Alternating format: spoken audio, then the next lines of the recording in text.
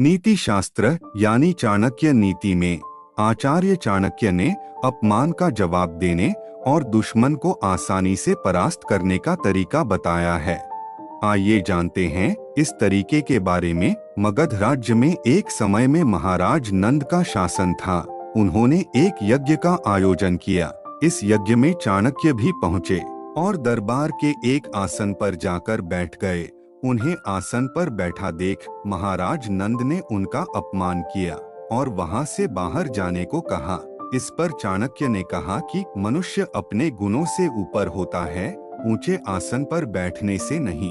हालांकि चाणक्य को महाराज की बात इतनी बुरी लगी कि उन्होंने अपनी नीतियों के बल पर नंद को सत्ता से हटाकर न केवल अपमान का बदला लिया, बल्कि एक साधारण से बालक चंद्रगुप्त को भारत का सम्राट बना डाला।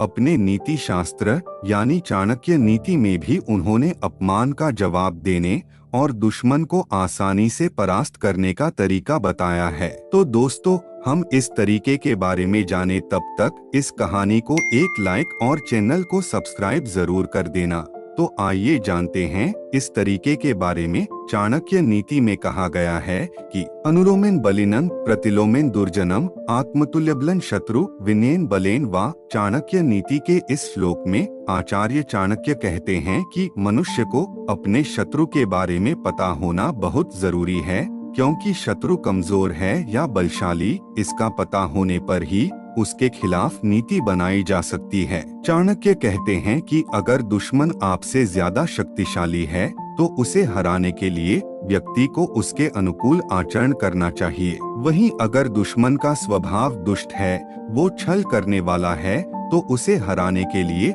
उसके विरुद्ध यानी उसके विपरीत आचरण करना चाहिए। साथ ही चाणक्य कहते हैं कि दुश्मन अगर आपके बराबर का है तो उसे विनय पूर्वक या बल से मात देनी चाहिए। वो कहते हैं कि हथियार से वार करने से पहले उसे अपनी नीतियों को जाल में फंसाना चाहिए, ताकि वो चाहकर भी निकल न सके। अपमान को लेकर चाणक्य कहते हैं कि मनुष्य को अपमानित होने पर चुप रहना चाहिए और अपमान करने वाले की तरफ देखकर मुस्कुरा देना चाहिए। वो बताते हैं कि मौन सबसे बड़ा हथियार होता है। मौन की स्थिति में सामने वाले को आपकी स्थिति के बारे में पता नहीं चल पाता। नंद महाराज द्वारा अपमानित होने पर भी चाणक्य उग्र नहीं हुए और मौन साधकर काम जारी रखा और नंद को गद्दी से बेदखल कर दिया।